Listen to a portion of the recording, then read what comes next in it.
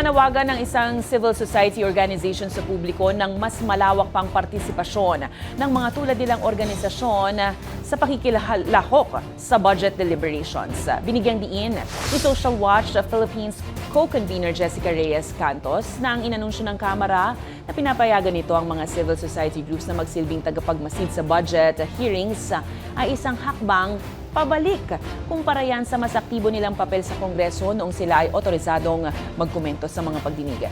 Hiling din ng grupo sa Kamara, hindi lang basta diskusyon at pagpapalitrato, kundi ang makakuha ng mismong kopya ng budget electronic files ng pondo. Mas mahalaga sa amin hindi lang yung hard copy of the budget, the old budget documents, but in yung electronic files that are machine readable so that we can quickly do our analytics.